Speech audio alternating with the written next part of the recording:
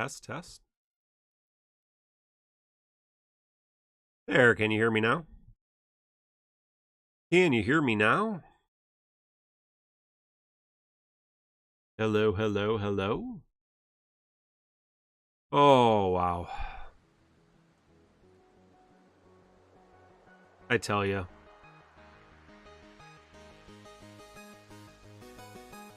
I tell you. Why?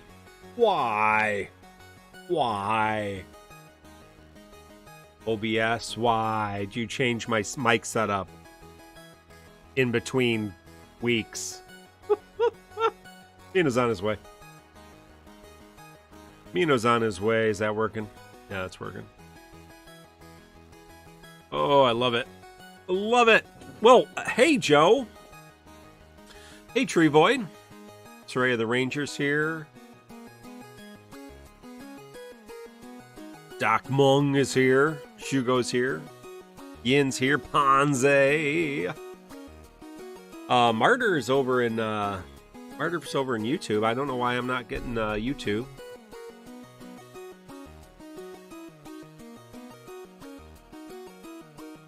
Mongoloid, first time chat. See on the other thing. Yeah, I don't know why. I see you, Martyr, over in. Usually my chats work out real well. I hate Windows updates. I hate them. I hate them. I'm not even on the newest version of Windows. I tell you what. I tell you what. I tell you what. I don't even think I.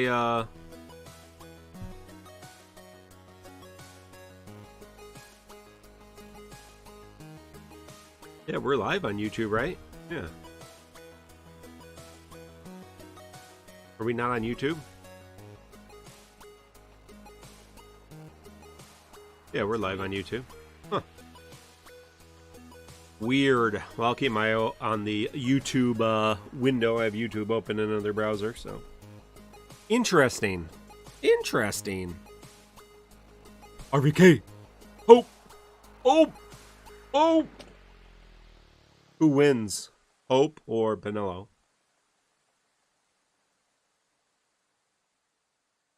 I think unfortunately Hope is more vital to the plot of 13 than Benello is to the plot of 12. Poor stupid Benello. Hope is the best character named after a human-made concept with dead parents. Yes, Andy, I am on YouTube. Why am I not seeing YouTube people on my feed here? What kind of Elon Musk conspiracy is this?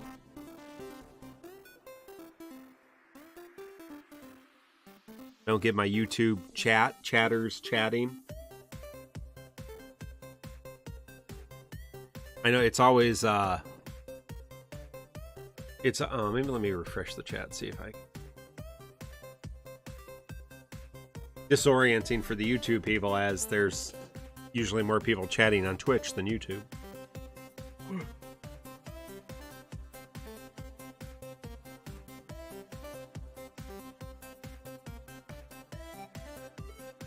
Catchy jingle. Pre-show jam.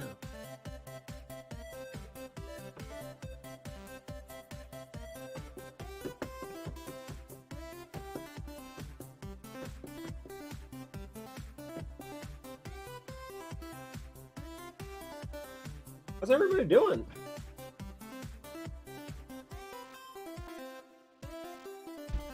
I refresh the stream and I can't see anyone chatting anything. Everyone's so quiet. We crash. Computer crash.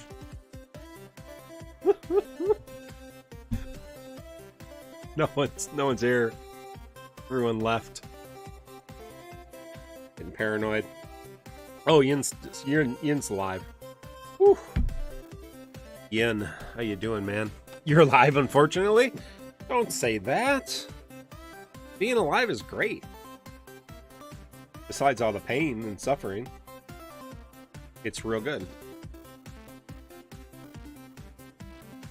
Here, I got a Jones soda. Jones soda, you know, it's like Dove chocolate. You open it up, you get like words of encouragement. So here's a Jones soda. I'm gonna answer that in a second, Frog. Jones soda words of wisdom for you, Yin, to pick you up. Get some chicken wings. Get some chicken wings. I think that's good advice. Do I have my camera here? Here you go. Can you see that? Probably not. Let's get some chicken wings. Can't read that. Too blurry. Read that message with the spotlight right in it. There you go. Get some chicken wings. Take a look. I did some updating. Soda's spitting facts. Soda's spitting facts. When are we going to get more ways to spend channel points? The answer to that, Frog, is when I care enough to do things with channel points. It's not looking good. I'm gonna give you some heads up. If I didn't do it when I was making videos several times a week and more invested in the game, yeah, probably not good. What would you want to do with channel points? Throw out some suggestions. What do you want to do with your channel points? Turn them into cash? Cash for channel points.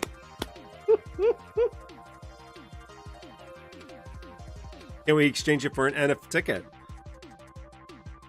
You want me to print? I just saw on I think on Netflix there's going to be a documentary on the kid who got so many like Marlboro points. I think it was Marlboro points. Marlboro, not Marlboro. Marlboro, the cigarettes.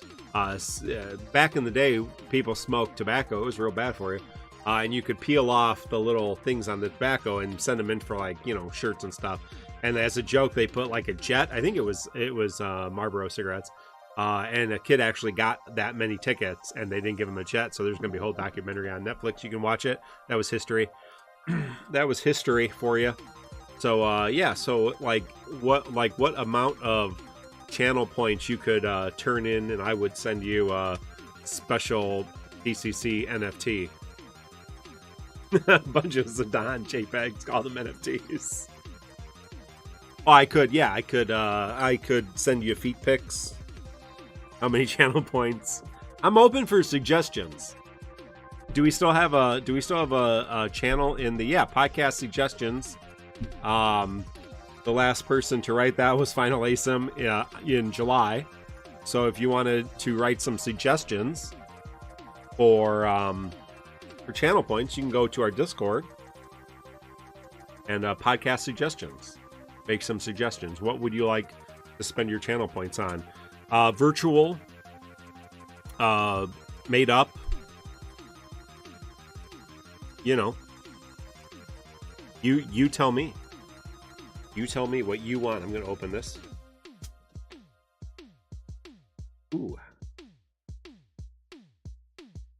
Mino, you ready? You're going to need a few minutes. I think I'm ready. Oh.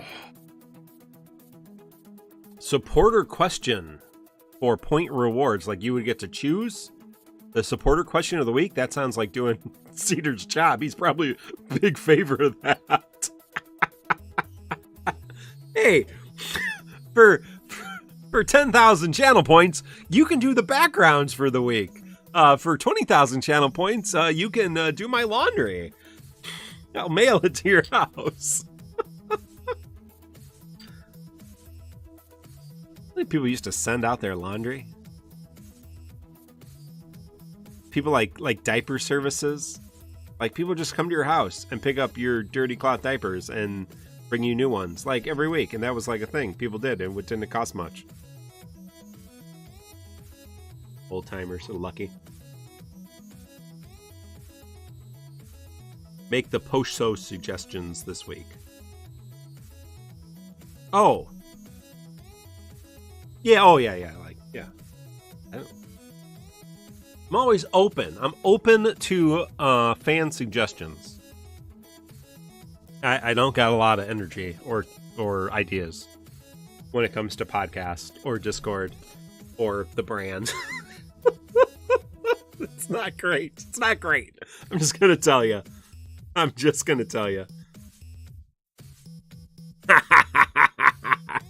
20,000 channel points to make a tier list of the band TCC Discord people. Okay, yeah. Probably get the whole thing would probably get shut down once we did that. So make my life a lot easier. How is everybody doing, Drez? Good to see you. Good to see all of you. Hey, let's start the show. I think we can start the show. Mino's here. I'm here. We're not going to get any more here or more excited about Hope and Vaan. So let's get going. Let's say, I don't know. Let's start in 5, 4, 3, 2.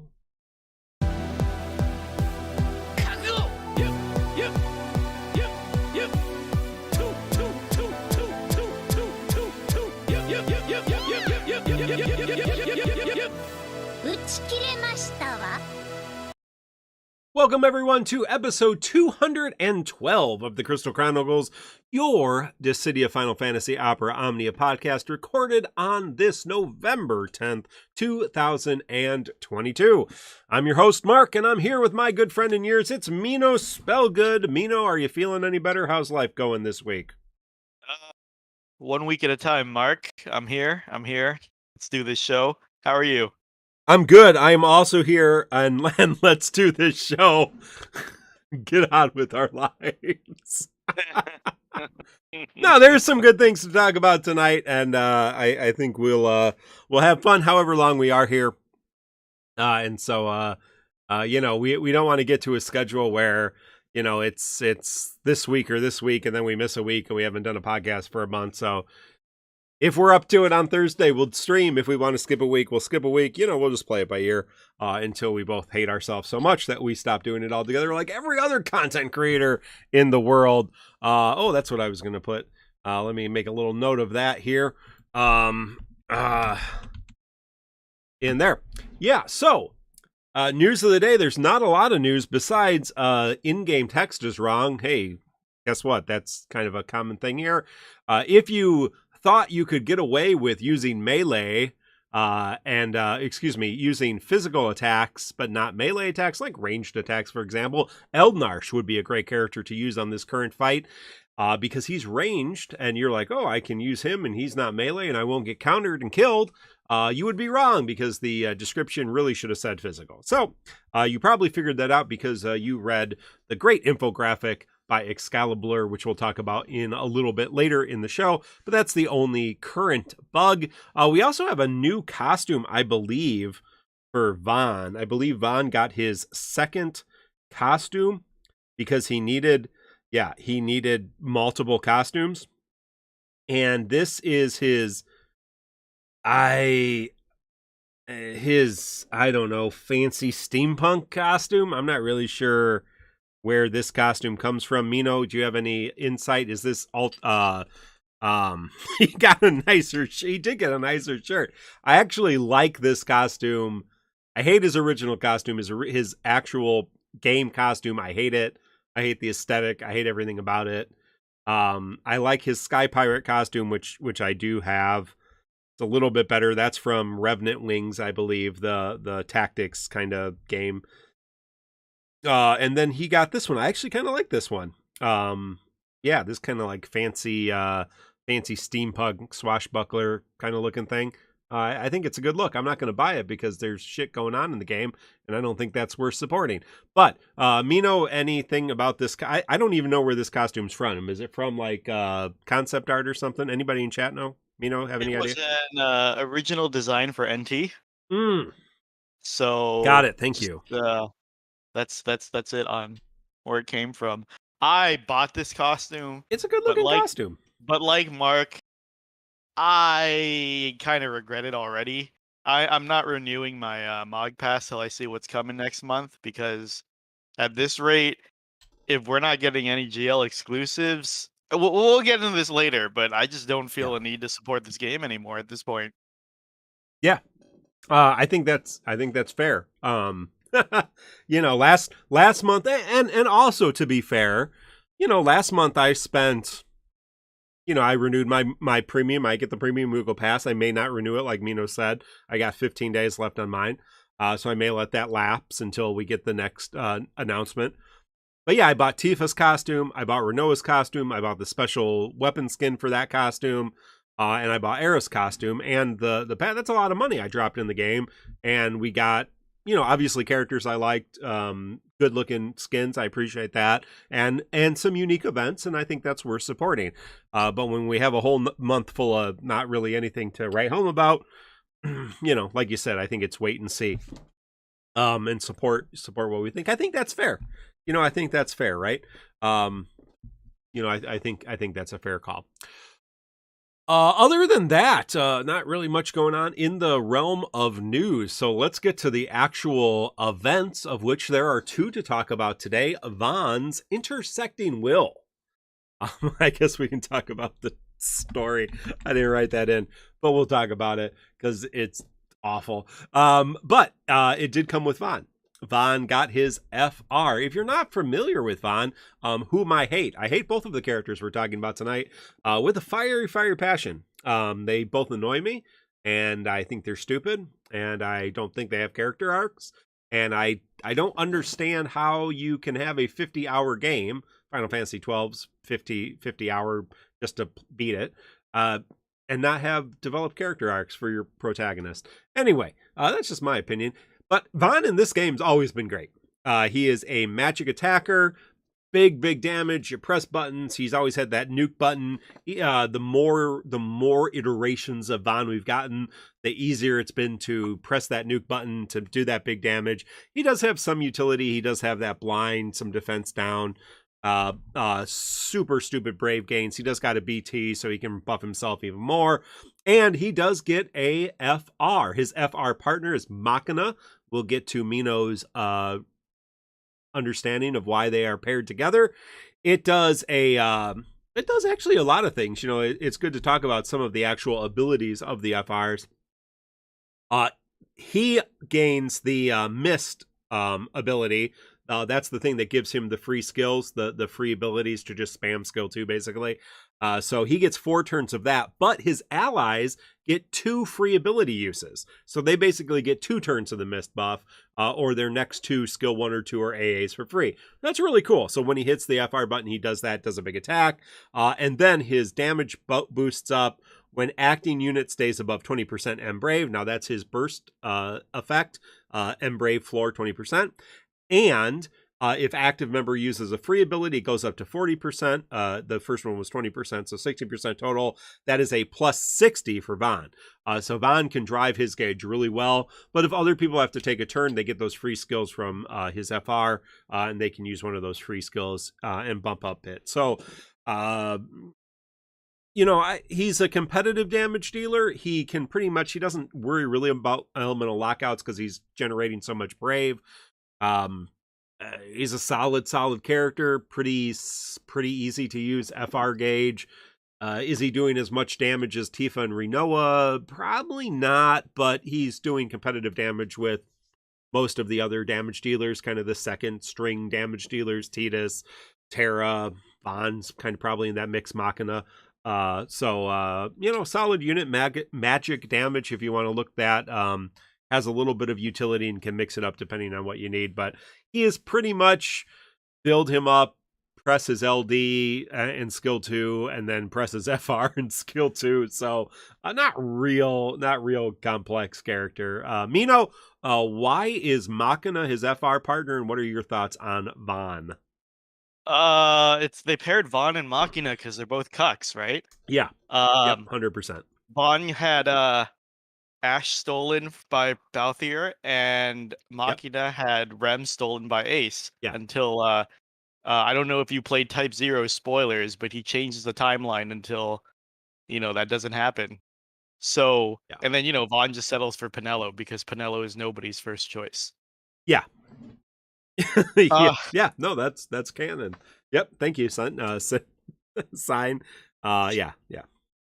Reviewing his kit, it's not terrible. His FR gives free skill uses. Yeah. and he can power his own FR conditions pretty well. But this is a pretty cynical take at this point. But unless somebody really, really stands out now, you might as well be pulling for animations Yeah, because pretty much. I mean, you have very little incentive to use one FR over the other at this point. I like no like really like you could use Vaan, you could use Renault, you could use Tifa.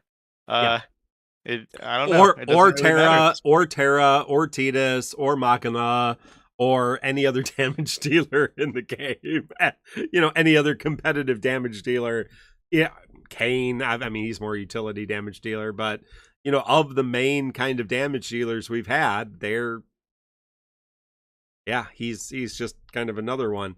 I mean, at the end of the day, I mean, really, that's why I haven't made any tier lists for the last couple months, because like, what's there to make a tier list of? It's you pull for animation, you pull for characters you like, you pull because you're bored, but like, there's no like everybody's okay. Like, we're not getting a lot of duds at this point.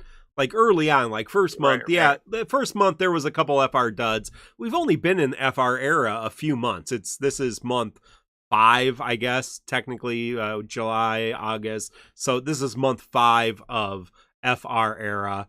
And in that entire era, we've got maybe 2 or 3 duds, and everybody else is still usable, fairly competitive, and that's just going more and more and more and more. So, you just kind of pull for who you want to pull for, or if you're interested, if you don't have any of the damage dealers at this point, or maybe magic damage dealers.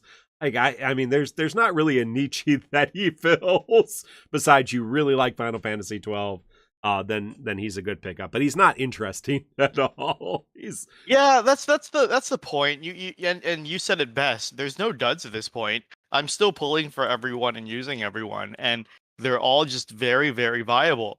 It's just that to take a tangent right now, Quitgate claimed we were joking about Quitgate for a while, but this week Quitgate claimed Macnol. I'm really sad about, because the second fight we're going to cover tonight, I really think the call to arms would have been interesting to have some information of, because I think it's pretty restrictive comparatively, but at the end of the day, not super restrictive. So. Right, but I don't know if you want to talk about Macnol now or later, but basically he cited his reason for quitting is just that he really tried to get behind the FR Shinryu era, and he just had enough at this point.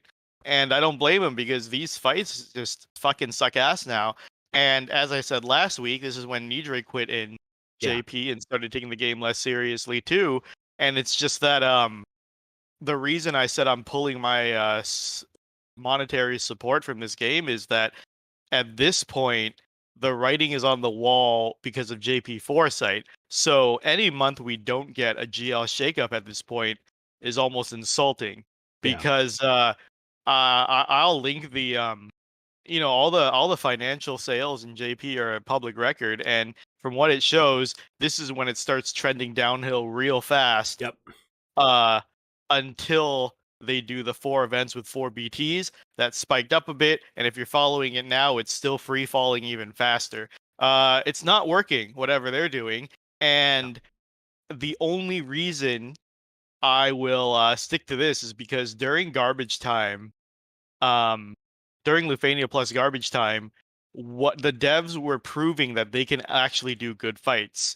All the GL exclusive content and fights we got, they were very creative. They were difficult. They shut out Garnet constantly, their OP units. There were lockouts and stuff. So it shows that the devs still know what good content is. And during that time, they showed they could pump it out every month. Several a month. So at this point, when they've showed us like Crevasse and Dare to Defy and Abyss and hell, even the ticket missions, right? We couldn't even get the fucking ticket missions now. Like, right? Like, I think, how hard is it to implement the fucking ticket missions of bring the synergy unit and no friend unit and get 3 fucking tickets. I just have to comment on that, and we're gonna Yeah, just be off please. tangent, whatever, because Yeah, we're fuck it. we're You know what? talking Fuck about it. it. They're not trying anymore. I almost didn't I don't really I almost feel like didn't I make have an to out try at this I almost point. didn't make an outline tonight. Like, who cares? Let's just go with it. Yeah. But yeah, like the ticket mission. So I didn't realize, because I've not been bringing friend units. I didn't realize that the current meta right now in Defo is you bring in Selfie and bring her in as a friend and spam Selfie cheese, spam wall for 5 turns, and you have like turn 0 FR gauge filled. Like, I didn't realize that was what everybody's doing, apparently. Or don't forget the infamous Kane friend that's still going Right, around all the right. time. Like, I bring mean, in a setup character and then swap for Kane and then just get all the off turn and damage. like, I haven't been using friends, so like those kind of strategies. But like you said, dare to do. I mean, I understand if the game is not making a lot of money, there's not a lot of people working on it.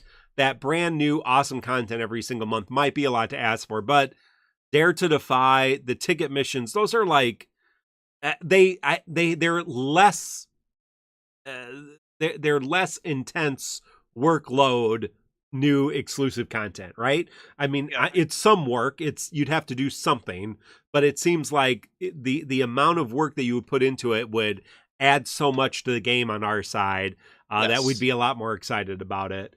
And people would be upset about it, but then who cares? They're not spending money on the game anyway.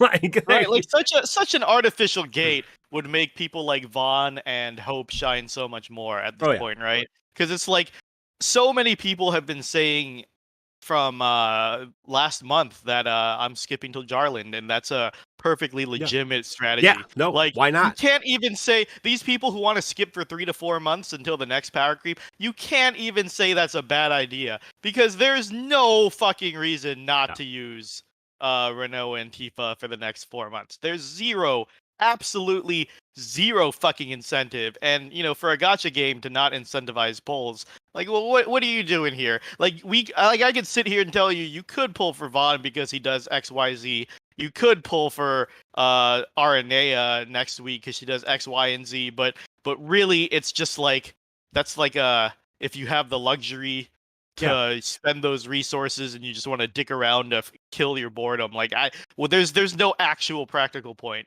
to do so at this point. I have both the FRs we're talking about tonight. But I don't have like Vaan, Kefka. They aren't green. Because I don't have enough materials to green anybody. And I'm not going to spend money to green people because you don't need to. Like, I would be more excited if I could actually green everybody I pulled for, but I can't, which is going to mean I'm not chasing Minwoo's BT. I'm not chasing Celeste's BT. I'm not going to chase BTs because I don't have the means to upgrade them.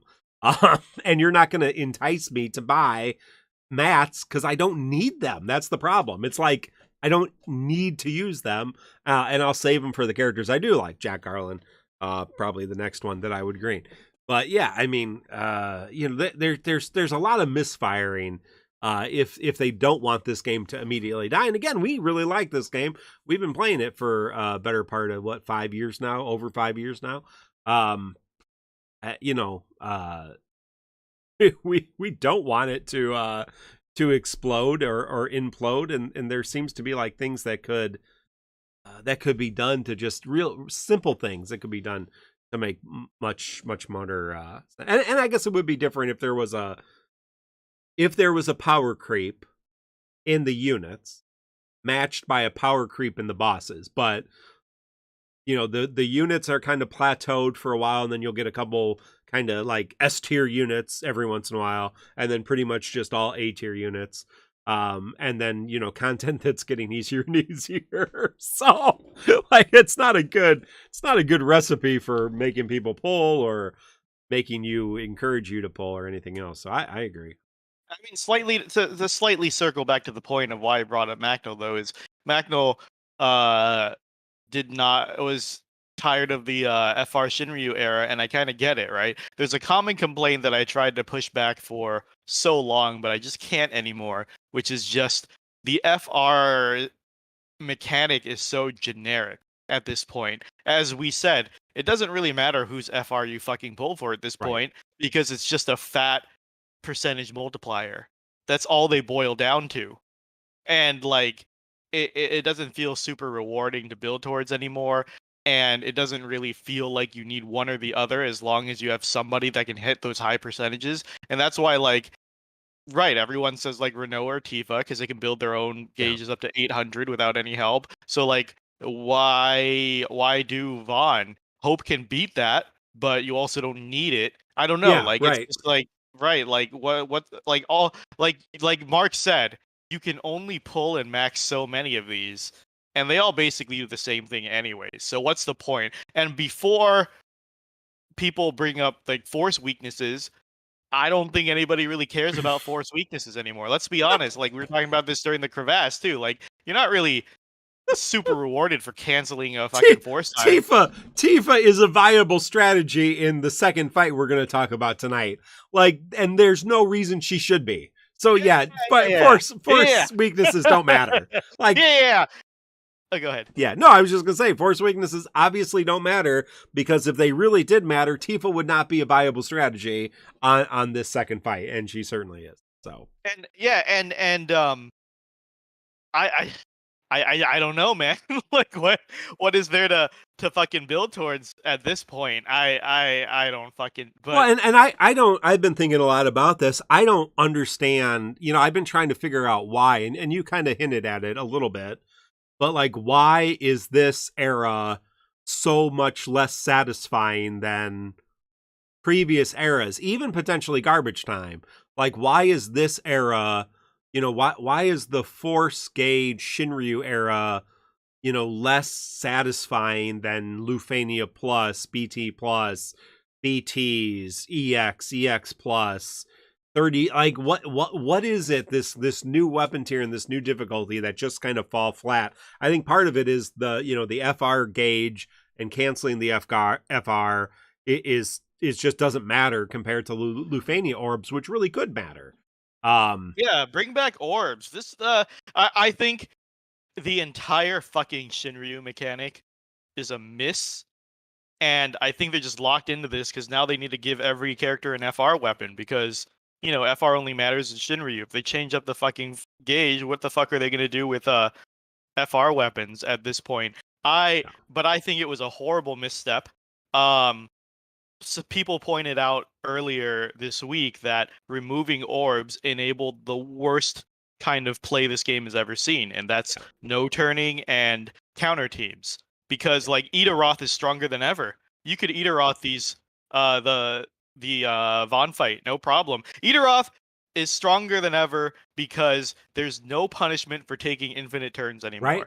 If orbs existed, they'd fucking blow you up for trying. Yeah. And like the reason, like if orbs existed, you would be scared to let the enemy take a bunch of turns, but now you just slap on like a Gladio and a Core, and you want them to take 20 turns because they're just gonna fucking kill themselves on your sword.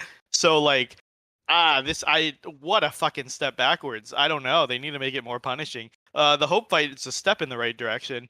If that's like the minimum standard going forward, I'd be okay. But right, let's get to wrap it up.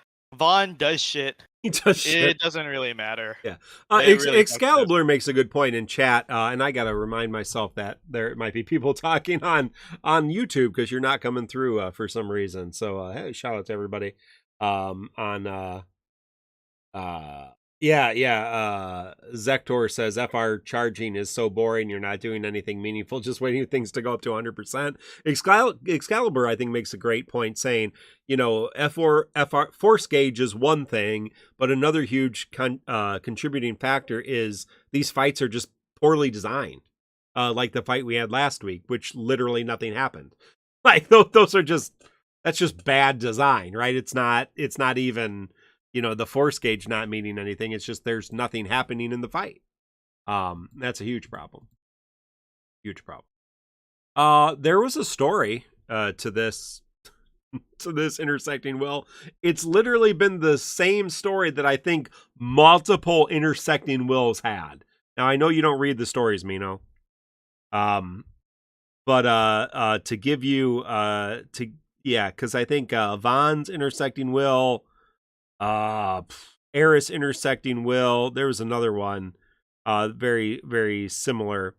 But yeah, the theme of let's go get presents for our friends. Let's go get flowers for our friends. Let's make cake for our friends. That's been like the theme of several intersecting wills, which again, I'm not really super stoked about. But there was a fight. And I think it's a little funny that we've had two single target fights, two one boss fights that Tifa should not be able to do good on, which kind of sucks for her. But it doesn't really matter because these are not super terrible conditions. The Vaan intersecting will, you do fight Ultima, the High Seraph. Not Rioma's BT. Looking at Excalibur. I can tell you, forgot to say Vaan. Check out the Tonberry Troupe, tonberrytroupe.com for the Vaan. And also, didn't check out the podcast polls and Materia Bot. Thanks to Quetzalma and J.A. Poto for putting those together and helping with that. A bunch of people going for either Vaan's BT or and FR. Looks like maybe across the 7 servers, 14 people. A lot of people skipping this, a few people tickets, a lot of people out of resources this month. But Excalibur, great infographic about the fight. Vaan's intersecting will, unfading days. Ultima, the High Seraph, 180 million HP, a lot of HP, but only one boss. Remember, the force gauge is canceled when a player uses a single target magic attack and enters force time. Other than that, at its force thresholds, 30%, it greatly resists magic, physical, brave damage. At 40%, Embrave, I Brave down. 60% attack, defense, brave damage down. 80% all players' speed and turn rate down, and then it triggers its Eshkatan at 100% AoE HP damage. It is holy damage, and if it breaks you, you die, which sucks. It also recovers. It goes in the green aura, and it will auto heal. This is at 79, 39, 19 if you let it take 2 turns. So it will, after 2 turns, it will auto heal itself, which is really sick. But if you do elemental weakness damage 10 times in a row, it will dispel that green aura. Obviously, Vaan is the character here that they want you to use. So if you spam his, it also does defense. This actually has a lot of mechanics, but most of them don't matter. Paralyze, attack down, Embrave down, and Brave Poison debuffs at various different thresholds as well. Again, not a terrible, you can enchant, imperil this boss. It doesn't have any particular weakness. You want to do elemental weakness, so you can bring those big guns. You can bring Vaan. He does fine. Now that you have Hope, you can bring Hope.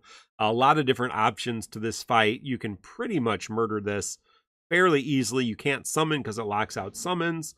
So bring summons that don't just do big damage like brothers. You can bring summons like Shiva that brings you more speed, or other summons that might have a good effect for you. You're not going to be able to hit the summon button. But Mino, anything about this fight? What are your thoughts about this fight? Like you said, it had mechanics, but Yep. I think it really encouraged you to no-turn it. I don't think you're really punished for it. You're encouraged to do it because you don't want it to take 2 turns in a row. Right.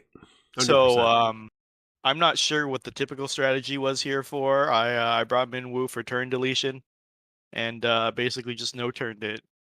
And right, like, Yeah. I mean, how did you approach it? Was that the standard Yeah, way to do this? Excalibur is just to specifically say you don't have to do 10 elemental attacks in a row, just 10 before it takes 2 turns. So the boss Oh. getting 1 turn in between the 10 attacks is fine. But if you let it go too many times, right, it's going to be a big problem. I'm pretty sure I brought Vaan because I got his FR. I don't have him green. And I think I brought who was Minwoo, and I brought, who else is Synergy on this? My go-to is using Synergy. Who else was Synergy on this? Somebody remind me here. It's not Dark Knight. Oh, Edge. I brought Edge because he could spam he could evade the attack, I think. Yeah, he can evade the big attacks. Ragin debuff. If you have Ragin's LD call, his debuff prevents the infliction of the debuffs. So that's nice. Of course, there are other characters that do that, like Lena and Era. If you are worried about getting debuffed, although it's not a big deal, really. But yeah, this one didn't seem. I saw a lot more variation of. If you go on our Discord, you go to help strategy. Photo has different threads for every fight. I saw a lot more variations. Obviously, Renoa, Terra. I think you can use pretty much anybody. Charlotta, you want to use Vaan, you want to use Arden, Titus, Kane. I mean, they're everybody. Tifa, Selfie. Here's One Nation, Edge, Minwoo, Core. So there's an interesting team. Other than that, you just bring your damage dealer. If they need to be enchanted, you enchant them. Lunafreya obviously enchants and perils with her FR. So that seemed to be the pretty standard strategy for this fight. Anything else, Mino? Nope. All right. Well, as we transition, and before we talk about the other fight, we do shout out to our good friend Macnol, the Call to Arms and DissidiaFFOO. DissidiaFFOO is still available online, but not being updated anytime in the immediate future. And so we understand how that works. And so thank you, Macnol, for all his good work. And the Call to Arms was a really big part of the community. And obviously the TCC challenges and all that was in due to Macnol. And so we do thank him for his contributions. But he is no longer with us in the game. He is with us in person because he's still alive. But in terms of playing the game, we do have a supporter. Yeah, go ahead. Oh yeah, Macnol was one of my oldest friends in the community. He was one of the earliest members of our little tight-knit circle of content creators back when we all worked together to pump out content together. Of course, he was one of the longest lasting with Call to Arms. And hell, DissidiaFFOO, I'm pretty sure Excalibur, he's the one that discovered Destroth and Excalibur and gave them a place to host their infographics and anything. But losing Macnol is a real blow to the community. We had a lot of CCs quit lately, Raw Life, BC, 40 was a big one. 40 was a big one for sure. Yeah. Joe's on his way out. Who fucking knows who else? But at this point, I think it's basically just Cell with Tonberry Troupe. Yeah. Excalibur. Mm-hmm. And us. And I'm just waiting for the sweet release of death. Yeah. To claim us at this point. Someday. Every week, I'm waiting for that message in my inbox from Mark to say, "I've had enough. I'm done." Today he's like, "Hey, do you want to do a podcast today?" And I was like, "Sure, why not?" And then I guess here we are. But here we are. We're all circling the drain. There's only 3 of us now. If I missed your name, please let me know. But pretty sure it's just Cell plus Tonberry Troupe, Excalibur, and us at this point. Yeah, I think that's probably accurate. I mean, there's a lot of other people still doing content, but obviously, Excalibur, Destroth, and Cell, Tonberry Troupe doing actual content, making actual content. Us less so. and other people maybe less so. I said our friend Joe Wags is actually doing character reviews for every character and stuff. So there's some people doing content, but less and less. Josepher's still doing content. Yeah. Another one down. And room to step in or not, because it's a 6-year-old mobile game. Honest content, Sinewave. Honest content. Honest content. Oh, well, we do have a supporter podcast question of the week.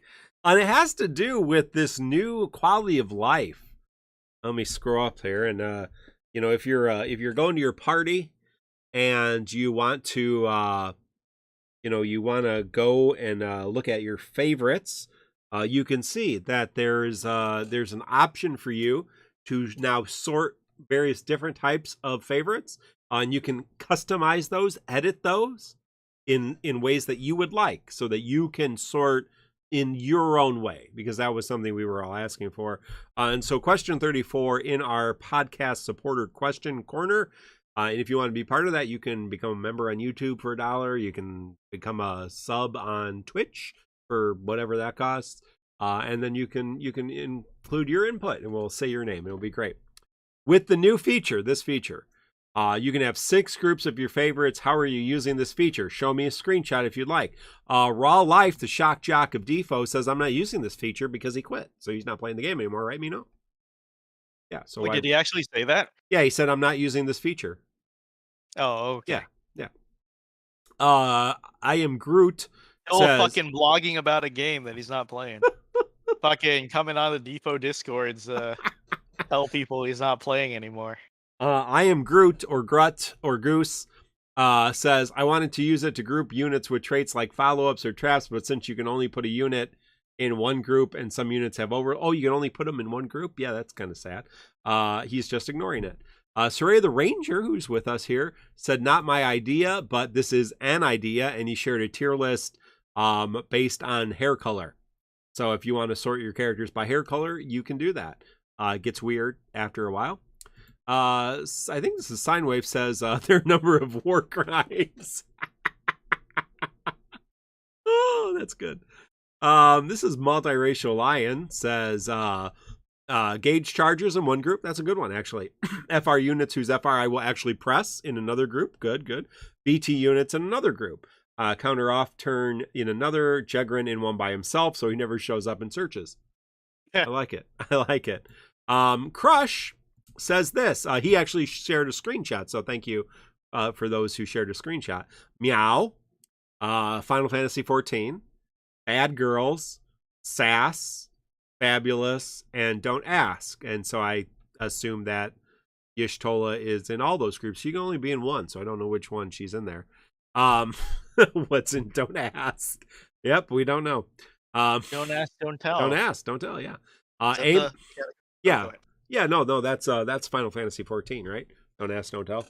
That's where that comes from. Eamon, our good friend Eamon, says, I currently sort my units like this. Helps me to see what the highest tier units I have. Built FRs, unbuilt FR, FR plus BT plus, BT plus no FR, unbuilt BT, favorite 6. What's in favorite 6? Eamon's taking this way too seriously, but we already knew that he was going to do that, so yeah, that makes sense. So if you want to be serious about it, Eamon, I guess that's a great use. Sleuth, Final Fantasy 13, blue, green, favorite, FR. Okay, yeah, I'm not sure what blue. He said alternative. They said alternative titles: copium, and copium. Nidre says, I will also not be using this feature. This is Indolent Lard, says, I sort units according to what I could imagine. What kind of sandwich they would like. There you go. So which kind of sandwich they would like. What are the 6 categories? What are the 6 sandwich categories? If Indolent Lard's listening or with us, can you tell us what kind of sandwich? Korean sandwich, Filipino sandwich, American sandwich, Italian sandwich. I assume that's the kind of sandwiches he's talking about. Who else? Stray Bead says, oh Lord Jesus, we're gonna get canceled here because they start going downhill. Stray Bead says, or has sorted his, and there's a screenshot: A cup, B cup, C cup, D cup, E cup, and F cup. I assume that is that's baking shorthand, Mino. I want to see who's in these categories. Yeah, we might need more information. Because like, who's an F cup? What? Yeah, no, that's a valid question. Or anything over. Yeah. Anyway,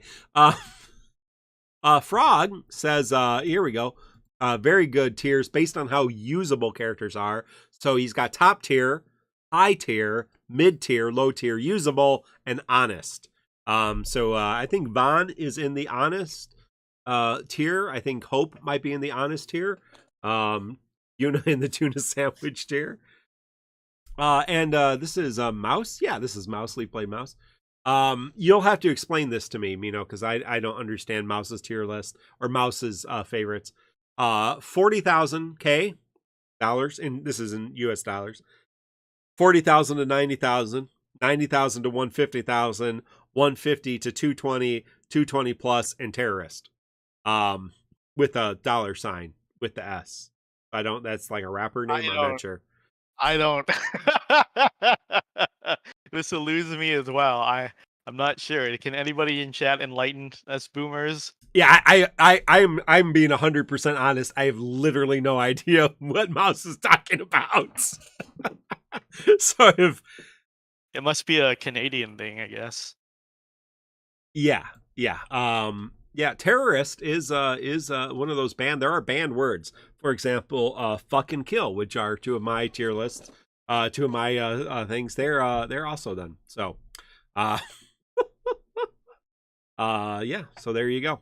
But and rack is not. There you go. So, thank you all for that amount of hilarity, and we appreciate it. And next week there will be, or next time we do a podcast, there will be another fun thing to talk about, or maybe you can redeem channel points and we'll choose yours. There you go.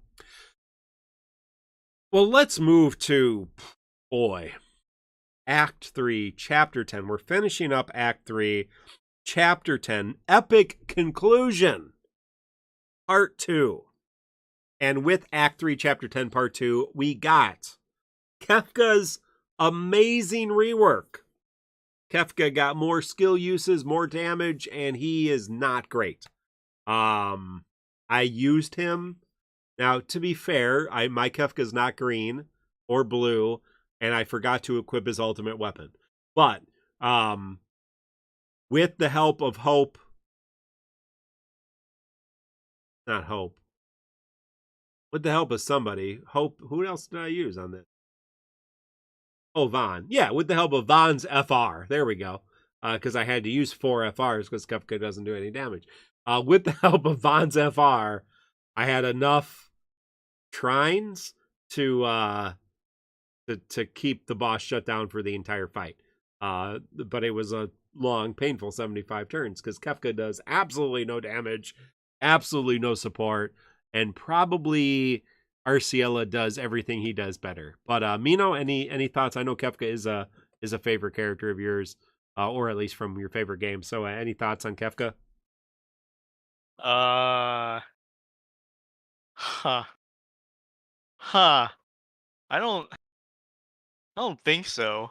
This is a terrible measuring stick at this point, but I know there was some discussion with Sign. Sign was a big Vanille fan last week. Yeah. Very insistent that Vanille was strong. But after a week's worth of contemplation in the corner, he said he realized, like, even though I think Vanille is a good character, if the question is, does she make the game or any of these fights easier? The answer is no.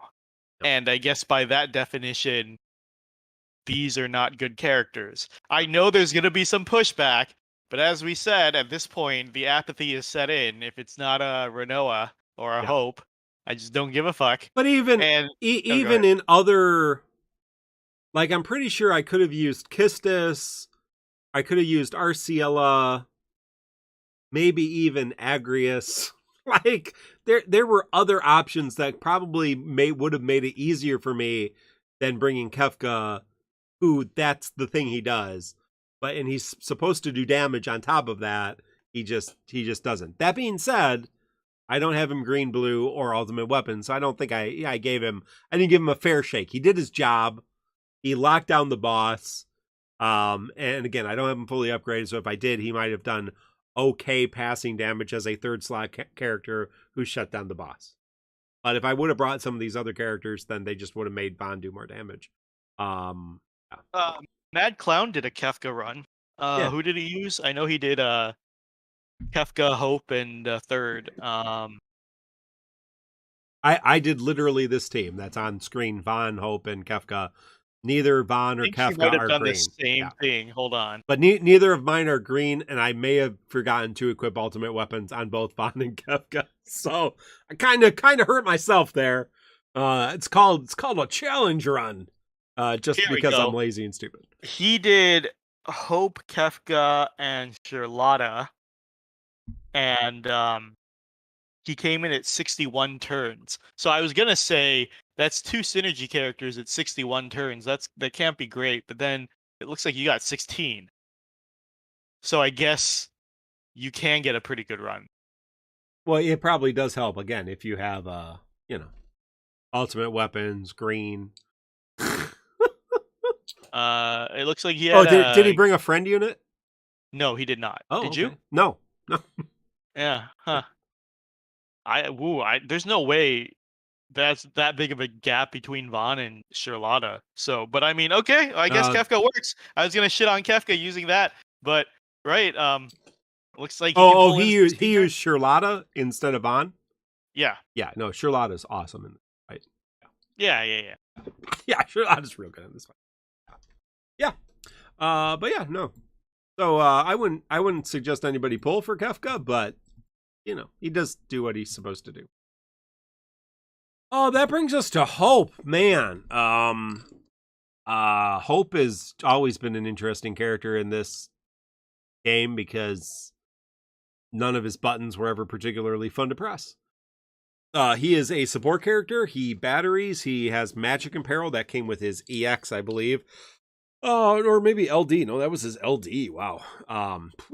Wasn't even his EX. I gave him that. That's awful. He does have brave damage mitigation through his shell and protect, although it didn't help in this fight at all. I was one of my thoughts strategy wise was like, oh, bring hope and selfie in between protect, shell, and wall. You'll have plenty of damage mitigation. Nope, not in this fight. No, it had to be right because I did a Hope run, and Oh. that way the recast doesn't just kill you. Oh no, it did. Wait, how? Did you have any? Did you have other mitigation going? Does Aerith mitigate? Yeah, Aerith does some helpful things, I believe. There's a lot of people using Aerith in this fight, so I always forget what Charlotta and Aerith are MVPs Oh yeah. They'll fucking destroy the fight. Yeah. But yeah, Hope.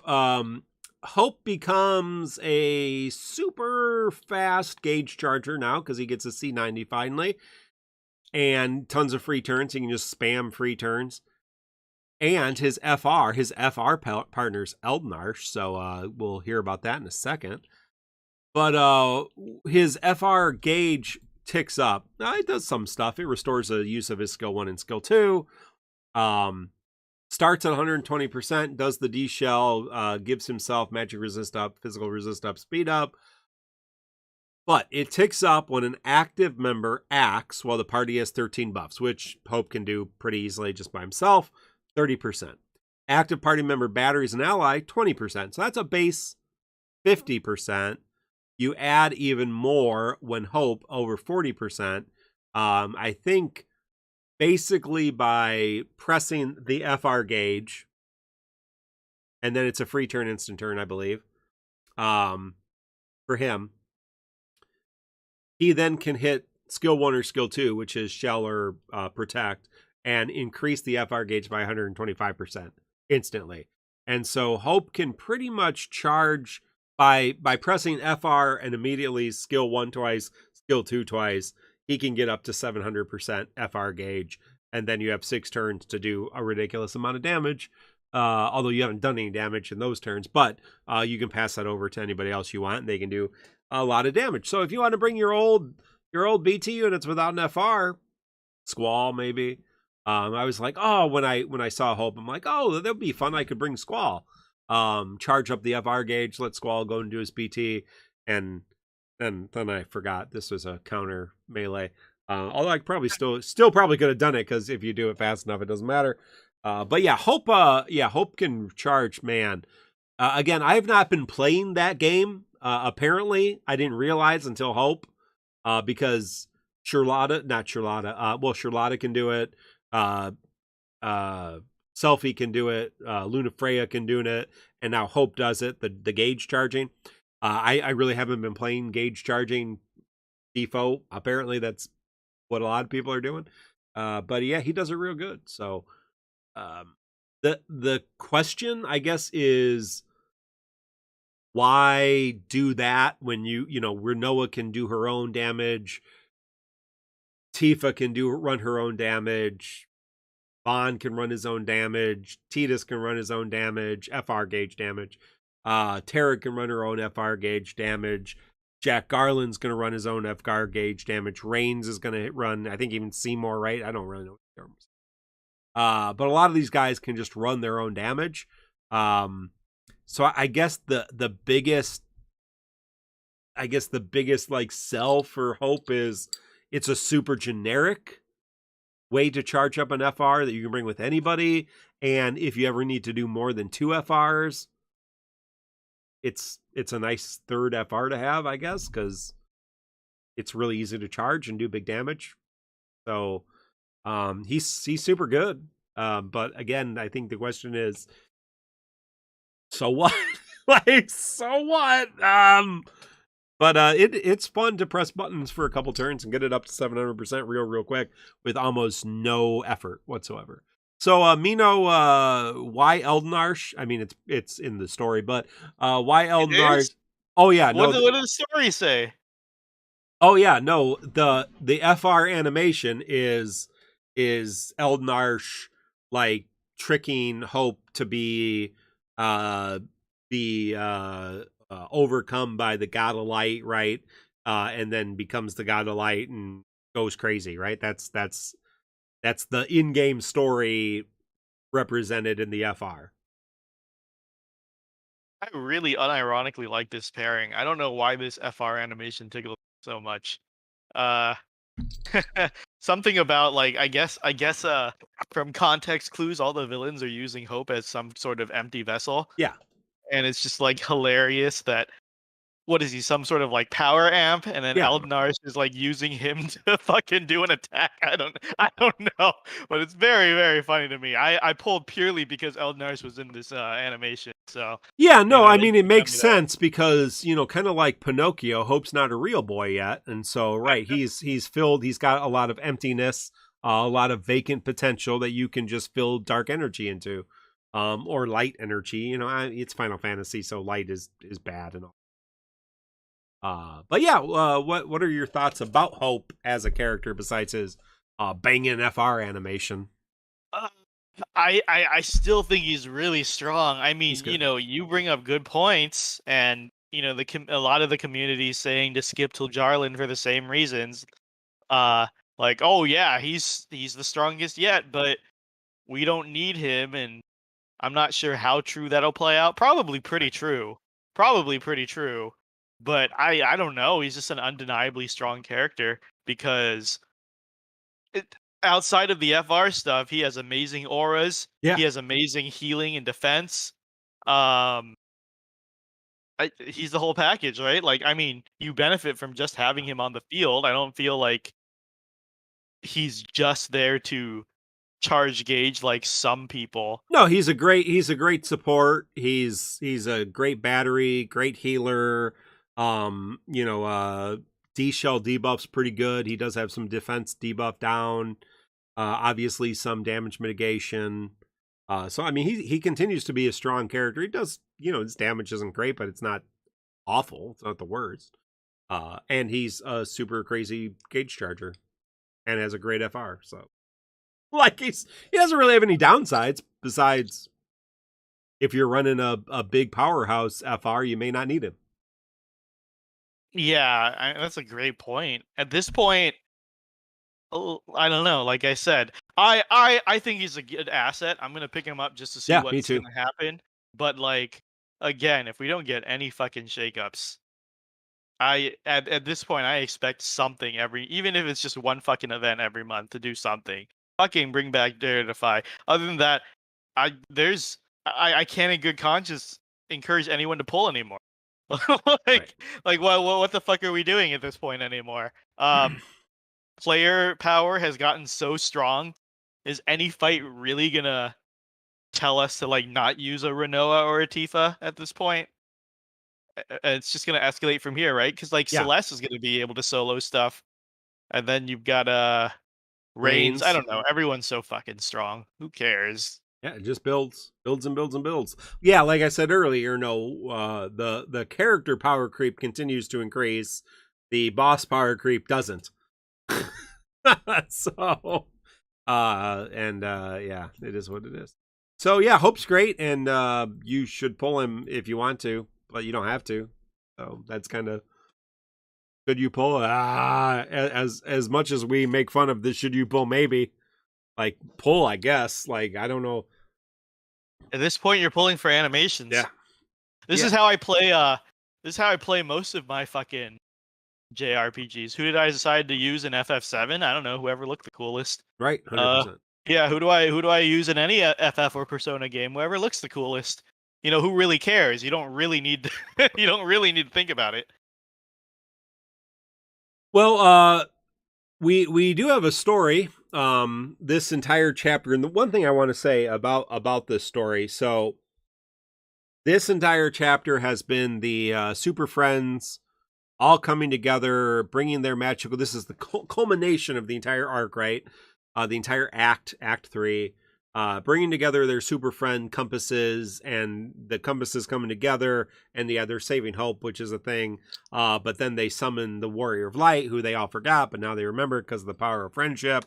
And then they beat this boss we're going to talk about here in a second.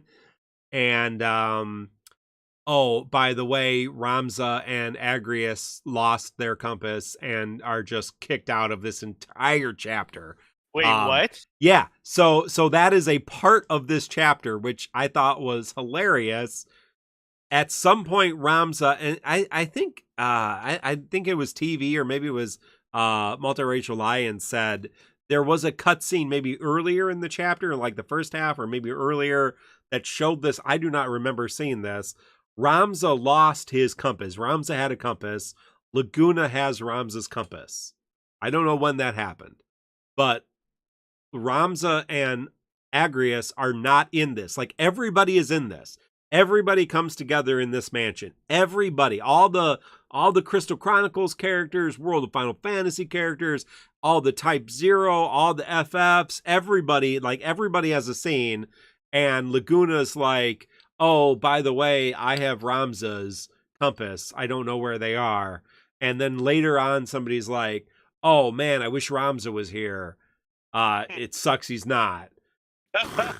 and like that's like in the, like, what? Why is that a thing?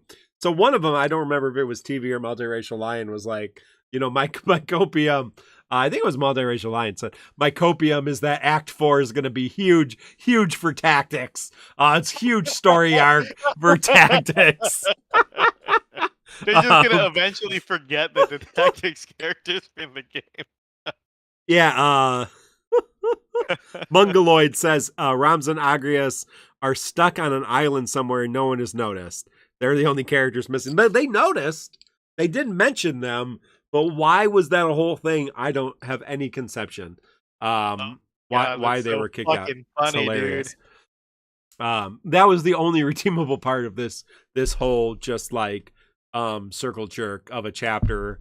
Like feel good without feeling good kind of stuff. And again, I'm not expecting great story writing from the DissidiaFFOO community, DissidiaFFOO story writing team, but wasn't great. But we do have a big fight.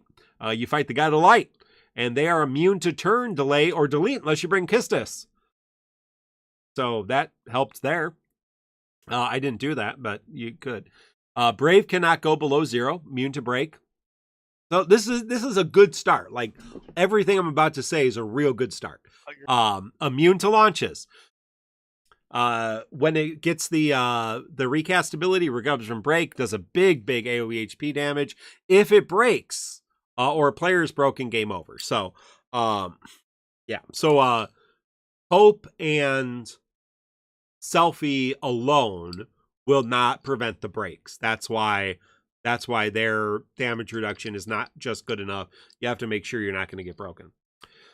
They are canceled. The FR gauge is canceled, and the special thing that I'm going to talk about later, Enhanced Guard, is canceled when you use a magic FR attack that inflicts a debuff. So Hope and Terra, I believe, both hit this condition.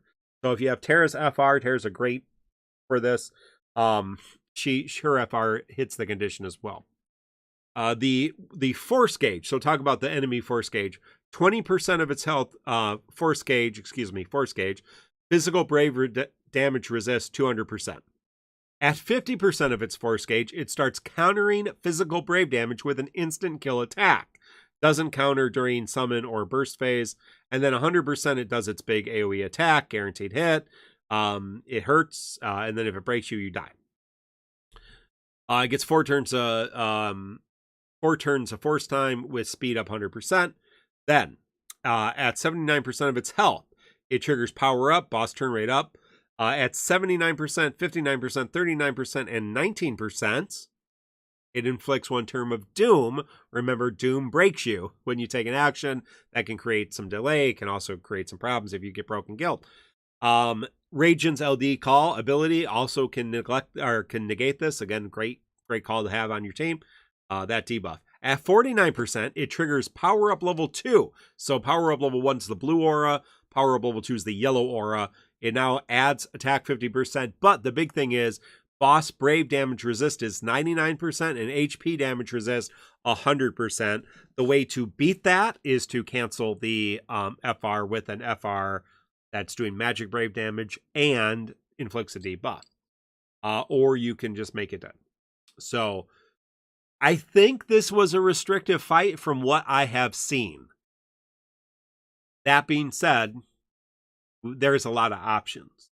So obviously, Hope is a great option.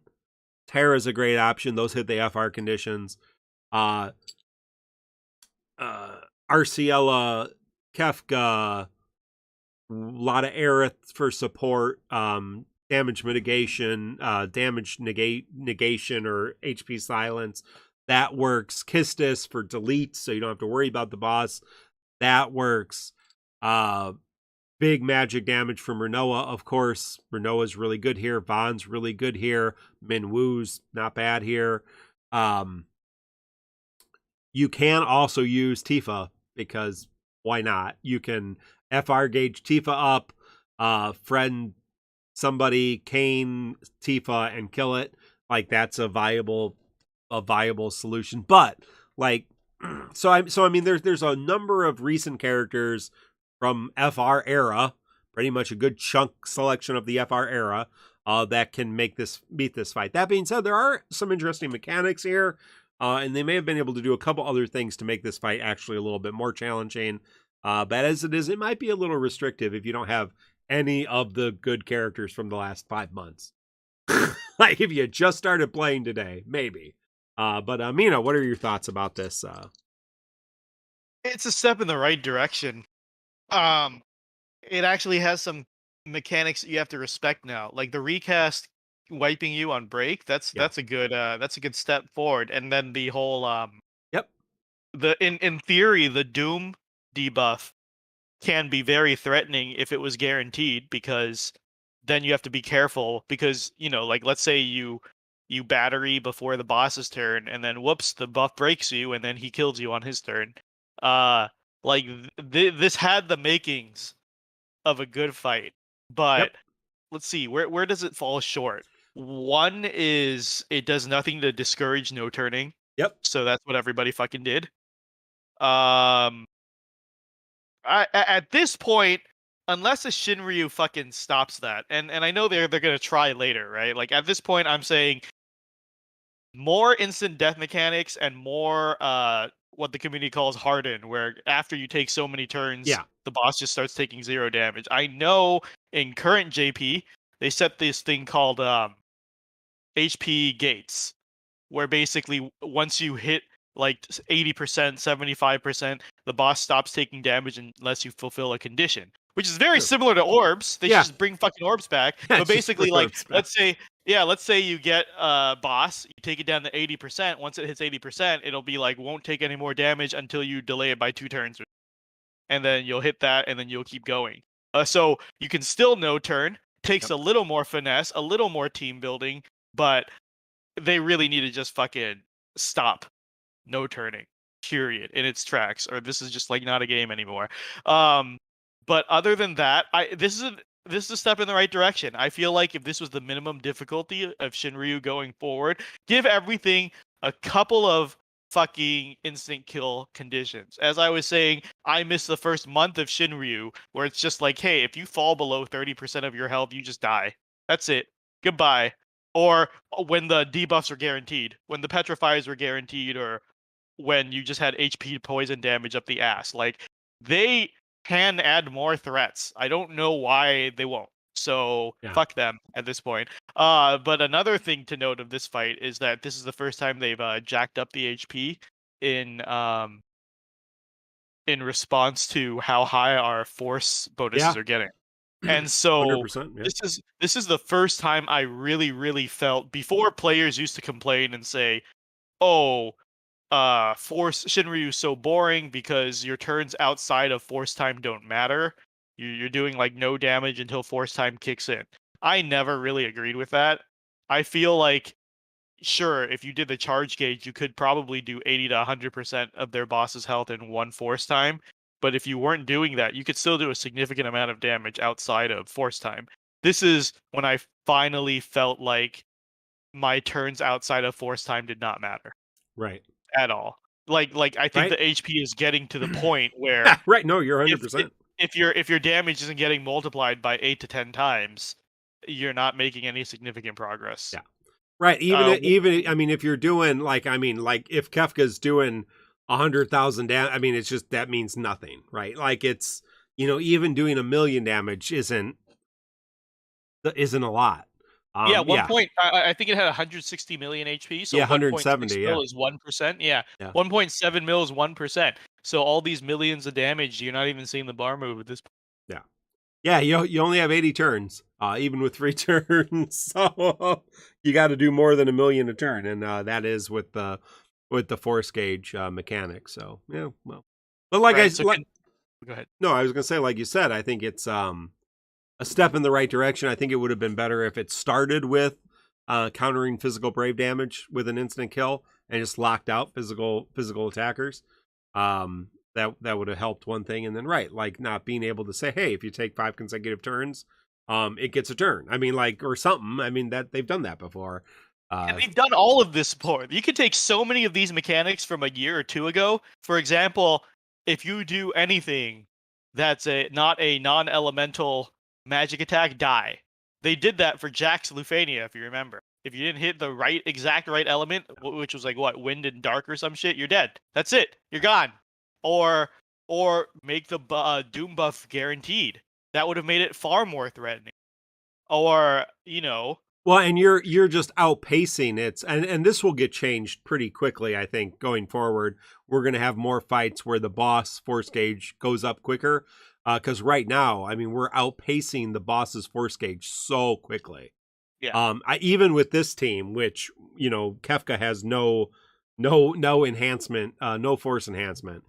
So even with this team, without a friend unit, I don't think it got. Maybe it got 1 force time to my 4.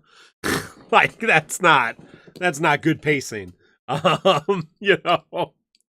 If I was using Luna Freya, Selfie, and Hope, you'd be like, okay, I get it. But when you have 1 charger, and 1 person that's not doing anything to the force gauge, that's not good for the boss. Yeah. So as Excalibur said, right, like after the 50% gauge, that's when it starts shutting out physical. But it's very easy to Tifa could out damage that. 100%. Like player power is just so fucking ridiculous. Like, I don't know.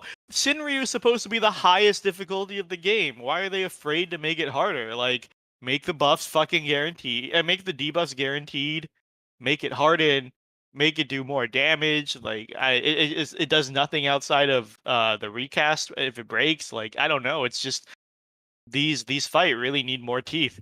For every I can't complain about the player the character upgrades. I feel like Vaughn's design, Hope's design. I was like, this is a good character design. I got Yeah. nothing against No, this. right. When they bring out new characters like Min Woo and Dorgan, I'll be like, this is a good Yeah. concept. I'm Interesting. cool with it. It's just I wish they put in a fraction of the effort to the fights.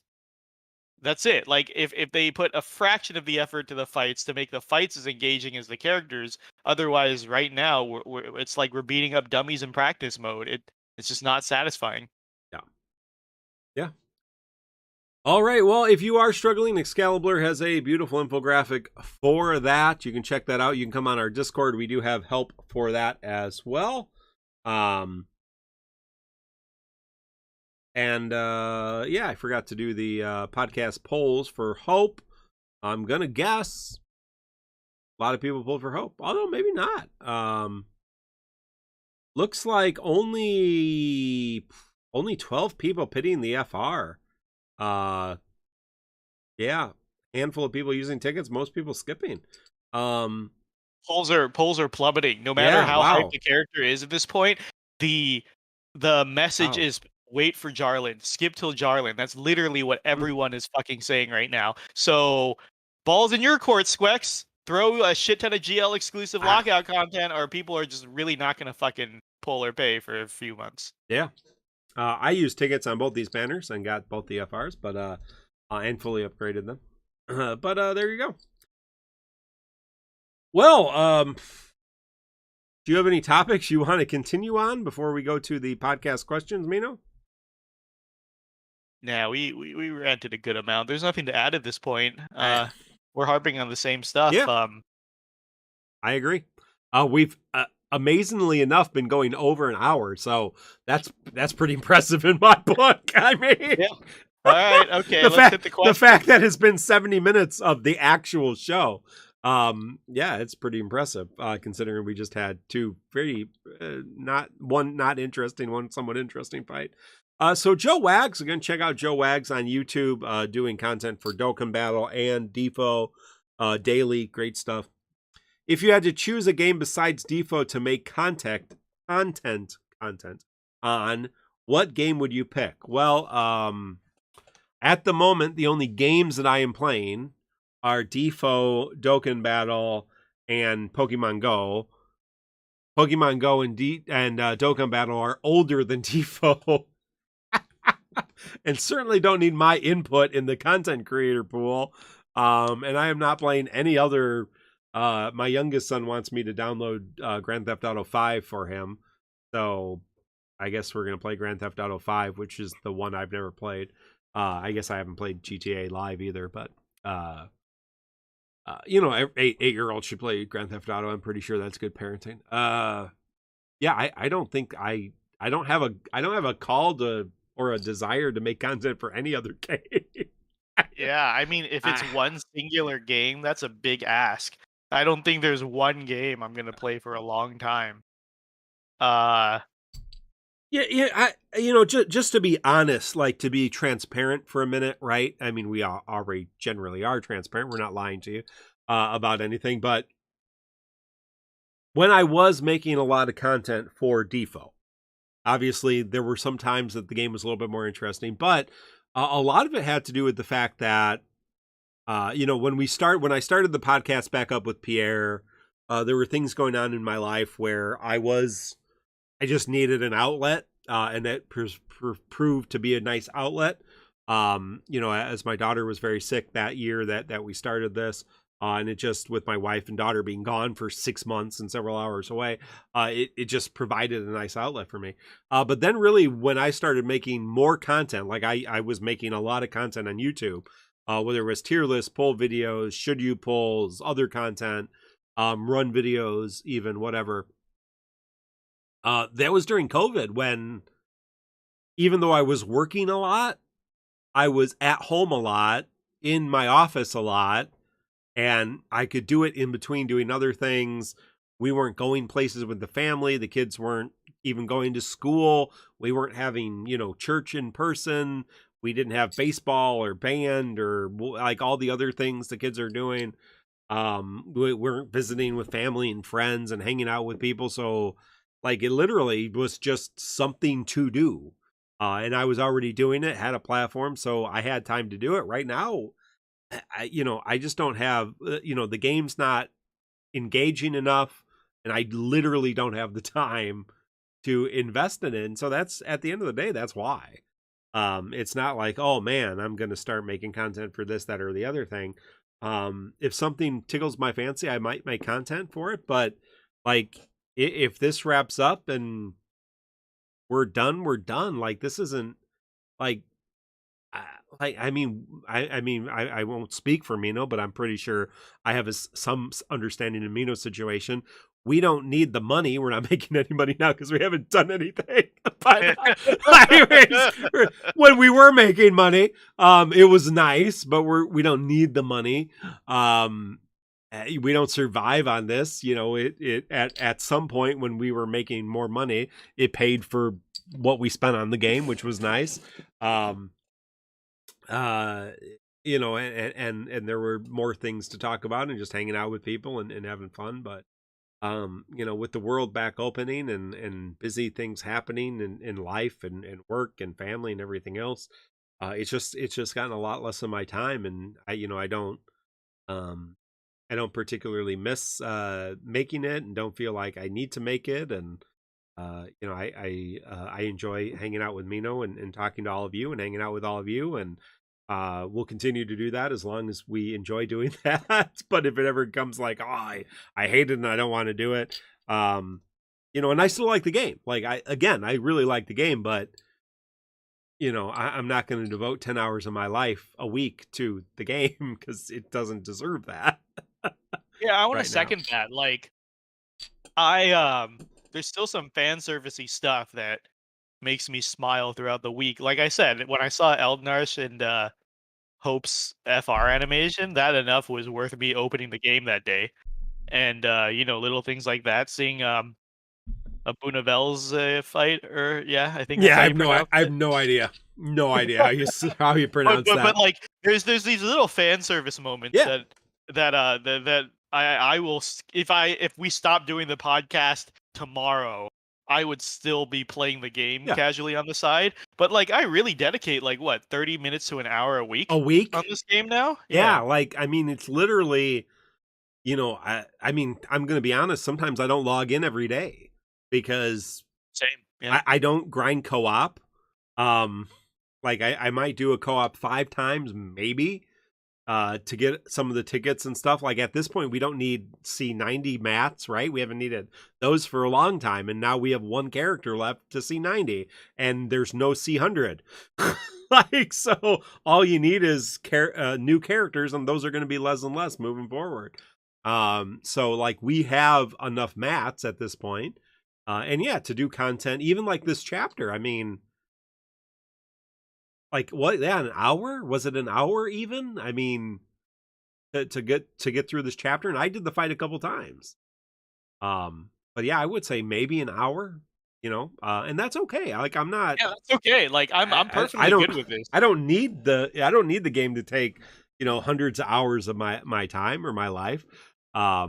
But if it demanded more time from me, I would probably not be playing. But I at this point, I can't dedicate 10 hours of content creation to a game that takes an hour to play. Exactly. Thank you. Like the thing is that in its beginning years there was enough complexity of the game in the game that it was kind of fun to dissect. I remember doing character evals the first couple of years of this game because the characters were very different back then. And like, not to get all boomer about it, but anyone who remembers the first and second year of the game, the turn counts were into the hundreds, or it was over 100.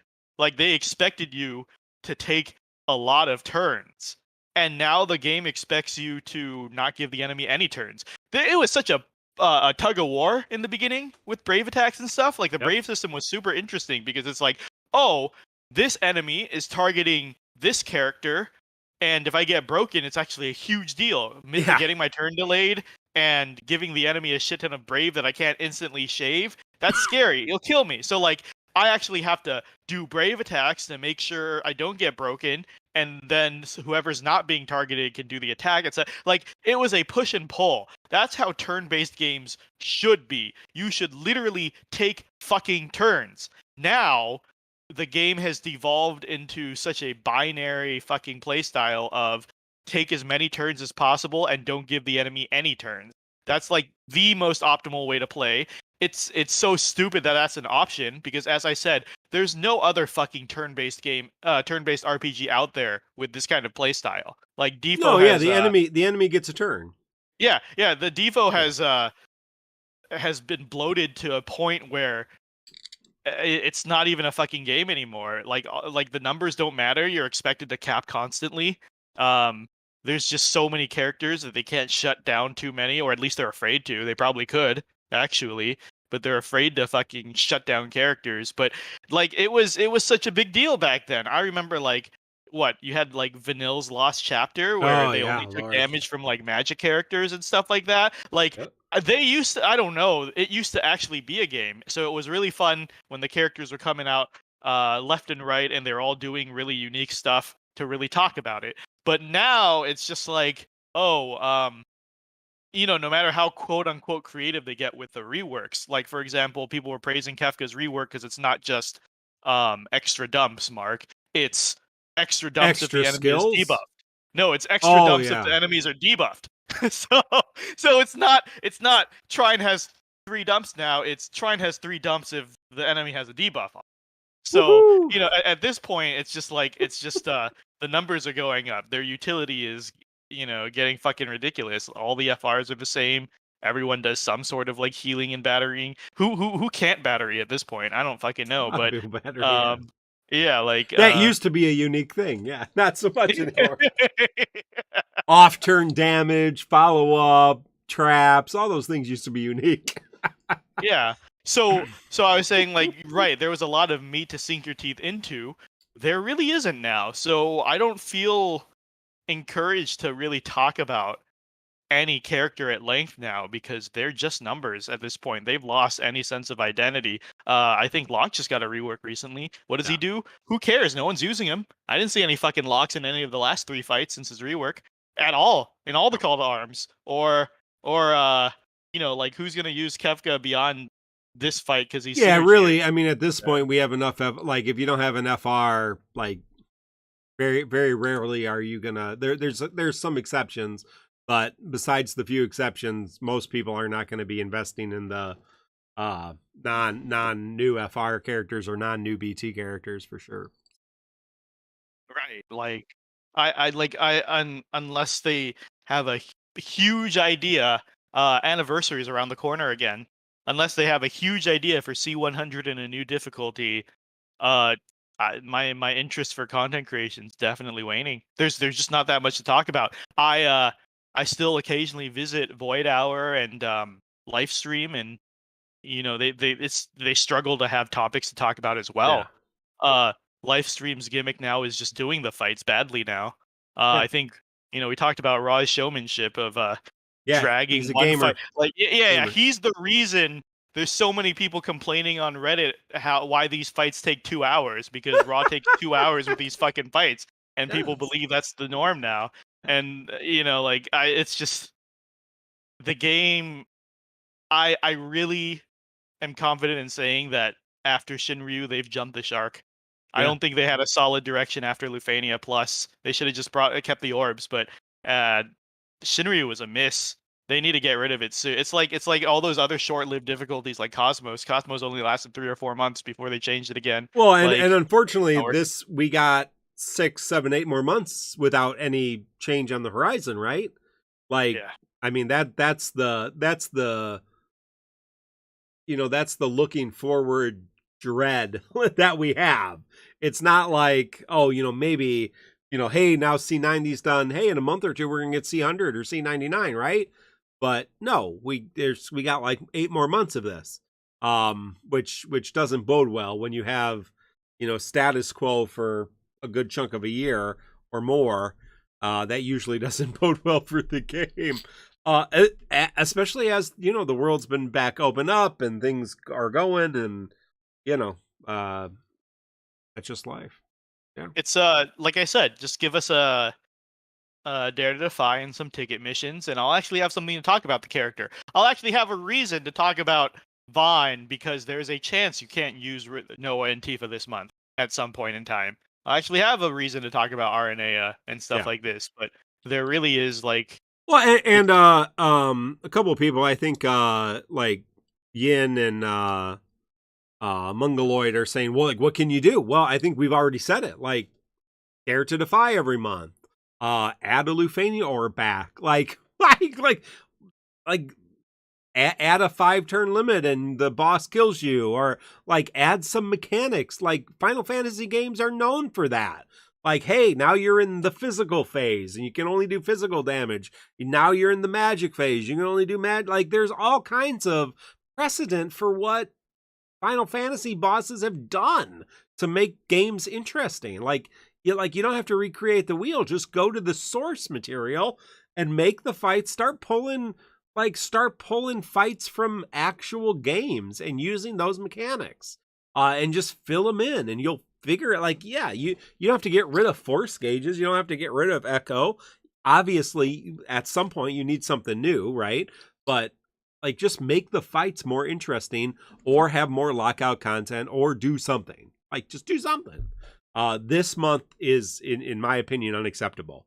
Like, if you're going to have multiple months like this. Now, if it's every other month, maybe I can be a little bit more okay. Like, I get it. Okay, we got 1 month of suck and 1 month of something interesting.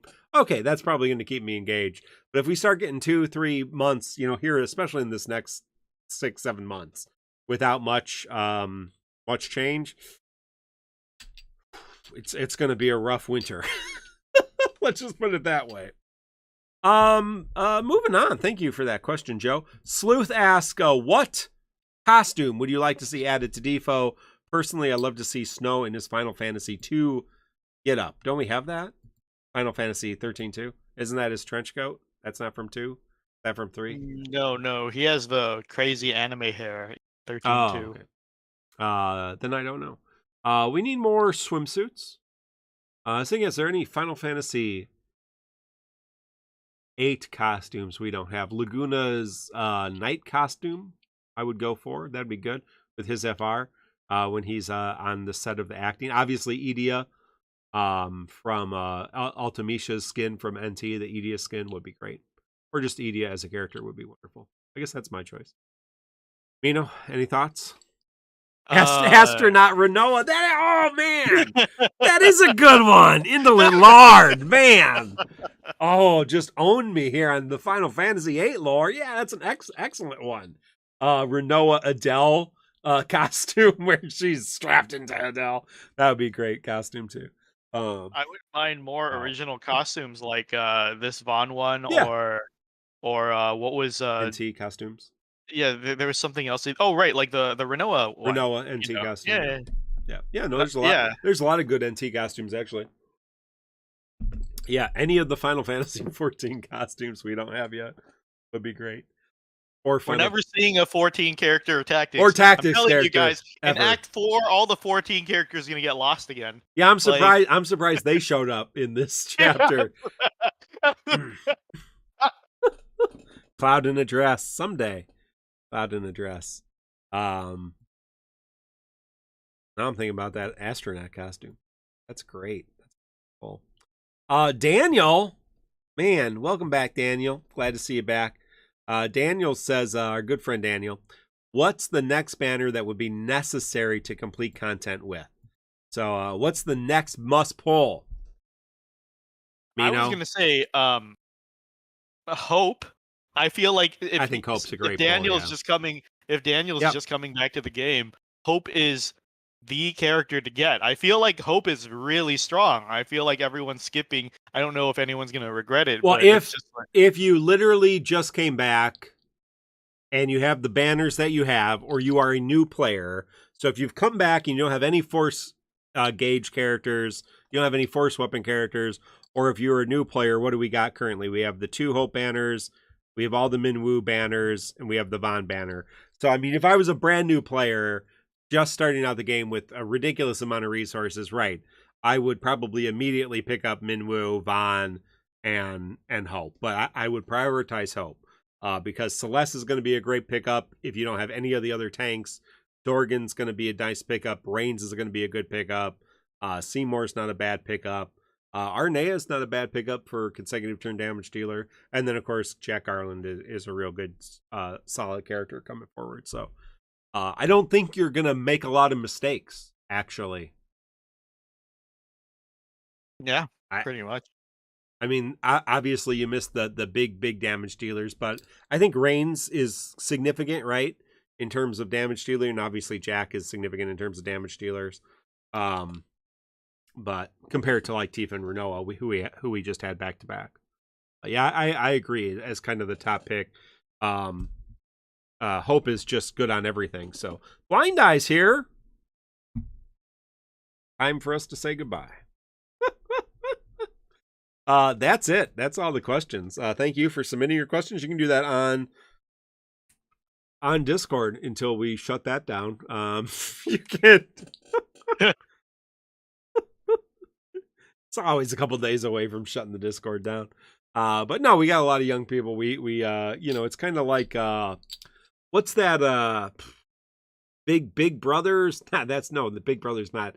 Like what's that organization where you take on kids as like mentors? Big Brothers, Big Sisters. Big Brothers, Big Sisters. Yeah. Yeah, so I feel like we have that going on in our Discord. There's a lot of young, impressionable people. We try to hold hands and walk them through life, so we're happy to do that. So we're not going to shut that down, and we'll we'll keep it going. But yeah, Mino, anything else for today? What do we have coming on the schedule? Let's see. We've got Celeste. Is that next week? Yeah, I can tell you when we got Celeste, Aranea, and Bart's dad. So Celeste is going to be on the 16th. That's rough. That's rough. Yeah, so that's Tuesday here in the US, and then Aranea will not be till Sunday, and then Dorgan is the following Friday. Wednesday. Yeah, no, Wednesday, excuse me, Wednesday, the following Wednesday. And then the Squex Community Mobile Stream will be on the 28th after Thanksgiving. So Cyber Monday. That's Cyber Monday, right? Yeah, Cyber Monday. We also don't forget the Black 5-Day campaign sale. Wouldn't suggest it if I were you, but that is a thing. So Dorgan's interesting, right? I don't remember what he does ever, but I have in my head that he's interesting. So something to be excited about. Now it's going to be tough. You're going to have to resist buying another costume, right? Here in a couple days. Ooh! Oh my God! Actually, yeah. I might spring for Celeste's costume. Yeah, that's a good costume. That's a classic. Yeah, that's a good costume. You know what, Squex? You can take my Come money. Come on, damn you, Squex! But who's getting a costume after that? I guess Seymour is the next one. Seymour has a costume. Yeah. Yeah, his wedding costume. Next month would be. Does Reigns have another costume? He doesn't have a third costume, does he? No. Yeah, and Seymour, Yuna doesn't have a third costume. What is the second new costume next month? Anybody have any idea? It's Jarlin, right? Well, next month will be the next two cycles is Reigns and a Crow, Lilizette, Seymour, Maria, and Yuna. So of those, Seymour's the only one I know off the top of my head that gets a costume. Does Lilizette have a third costume? No, she does. So. She does, but she does. Does? She does. Really? Let me look that up. She has a fucking second costume? No way. Let's see if we can. Let me jump on. Let me jump on the Dissidia Compendium and see if they have some help here. Lilizette has her costume. Nope, she only has two. We'll get a rerun. crazy. Get a rerun, and let me look at Sid Rain. Where is Sid Rain? Sid Rain's just has 2. Yeah, so just Seymour. Yeah, looks like just Seymour is gonna have, and he has his wedding costume.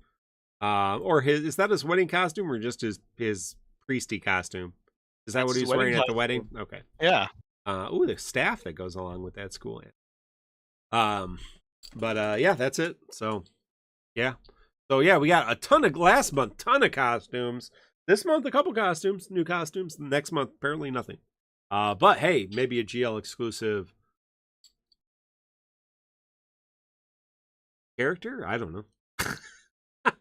I don't know. If anything, they'd save it till Yeah, anniversary. That's my only hope at this point, that I'll put up with this month, which is rough. It's a long way away. just because like I expect something in December, Yeah. right? It's the holidays. Right. They can do something, right? Yeah. Right, Mark? Come on.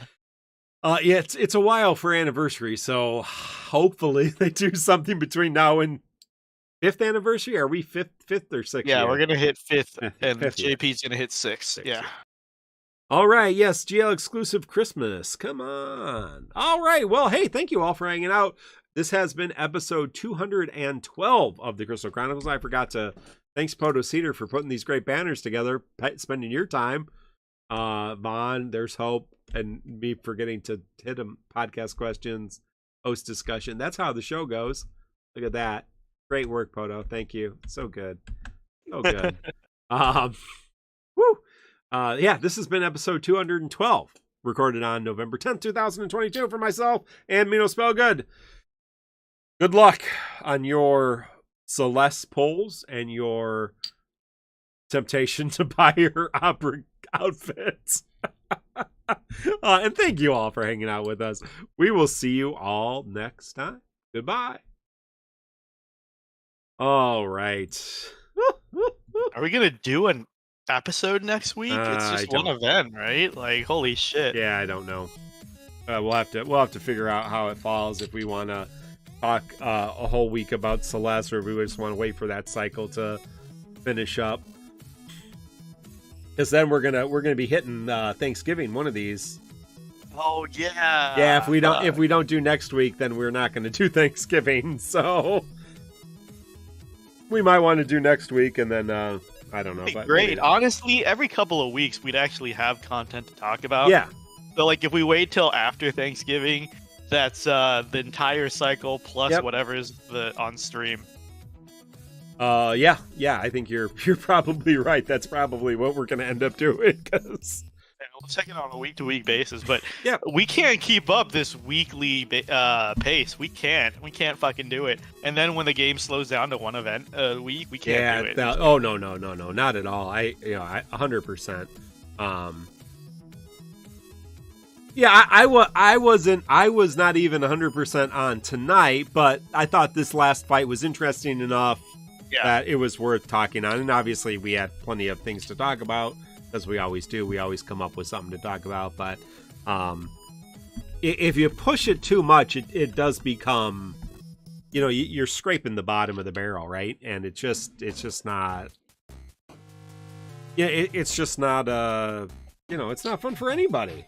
Yeah, it's not fun for anybody, and that's not what we want to be about. We want to have fun, and we want you to have fun. We want to hang out, continue to do this in a fun and enjoyable way, and happy to, obviously, if you have ideas and take requests, we'll break open and mid-show, where's my camera? Mid-show, open a box of Pokemon cards, or no, the Pokemon cards behind me now.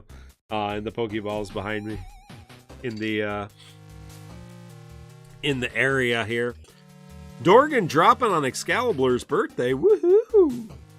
Hey, happy birthday soon. Happy birthday. What the hell does Dorgan do? What does he do? He follows up breaks. Anytime there's a break, he'll follow up, and then when he does his follow-up, he'll unbreak the target. So that's kind of cool. That is nice. So he'll let's say he breaks, then he'll do a follow-up, and then he'll unbreak so the next person can break it. And then he can do a follow-up and unbreak. and Nice. theoretically it's good when I guess he's not doing 1 damage thanks to wind. Oh, he's wind element? Yeah. Yeah, like Hard block. bards. Yeah. Yeah. Yep. That makes sense. The characters have okay concepts. Like, oh, by the way, I didn't play it with English voices. Is it Iris or Iris? In FF15. Iris. It is Iris. Yeah, okay, Iris. yeah. Okay, I'm not crazy. Yeah, because that's how the Japanese pronunciation is too. Yeah, it's not right, Iris, it's Iris. Right. We'll be able to spot the fake fans coming out. But like Iris is they all have a gimmick. Hers is to reproduce the damage done by the last character. Like Yeah. that would have been perfect for a mime character like Go-Go, but she's a teenage girl waifu, and apparently her sales were very, very good in JP. So the people complaining about these side characters, she Oh yeah, she no, I mean she outsold Leo and Edgar. So Yeah. you can't compete with Well, the waifus. I mean 15 was a very popular game, right? And has spawned Was it? popular. I think it had pretty good sales. I mean, they screwed it up and screwed the DLC, but they have there's several 15 like the one castle defense game and stuff that have been popular that made a bunch of money. So I mean, people are familiar with the characters, the younger folks, right? As they may not be familiar with Final Fantasy VI characters or things like that. I don't know. I don't know. It seemed like a weird choice, Iris, but Nah, she's an RK and BE. She has precedence. no, yeah, well, everybody's in those games, so Right, so I'm saying, like, I expect to see characters from those games and, like, a brand new character. Like, who's like, brand new? Kadaj. This is the only game Kadaj has really been in. He's pretty special in that regard. Neon, Jack Ireland. Yeah. I don't think they crossed over yet to the Yeah. FFRK doesn't exist anymore, so. The JP version still does. They're still releasing characters. Oh, really? It's just. Oh, yeah, that's right. It was just the global. Yeah. Just the global. Van, right? Just the global version of the game. That'd be. Where's my V? V for Van, not V for what else you guys were thinking of. Forgot to make my thumbnail for this week's episode. How is DissidiaFFOO doing in global? Let's take a look. Let's look at those numbers.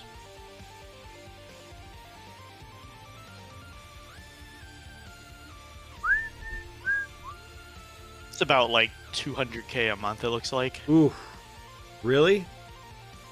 I mean, RK Ooh. was worse than that, so.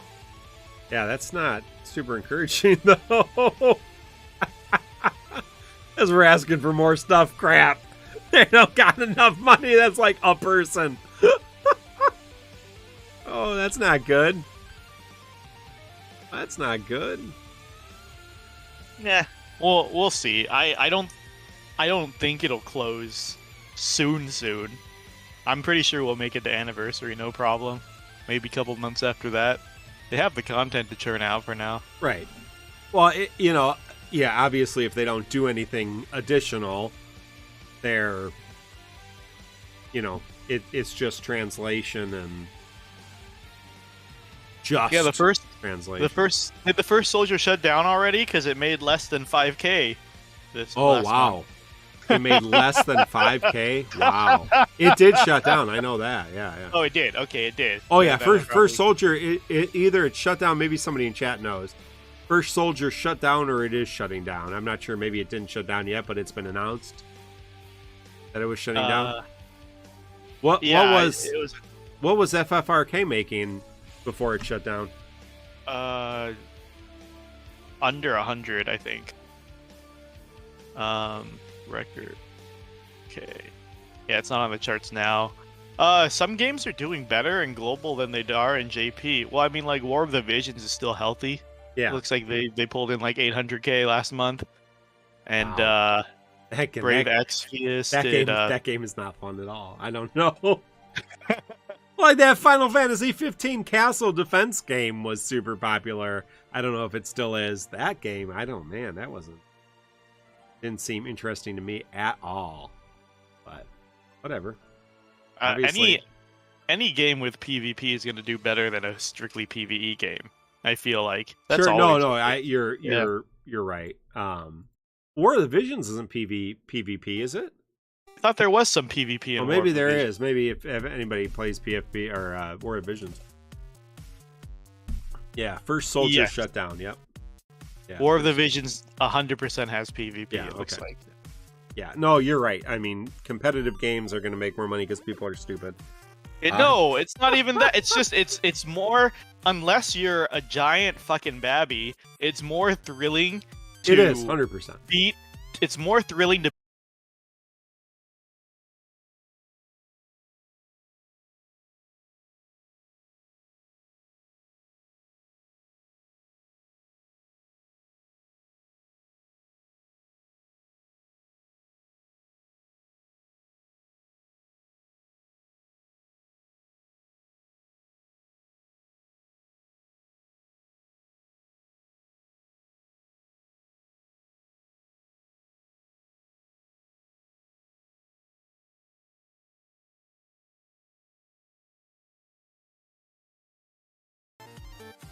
Looks like Okay, that's fine.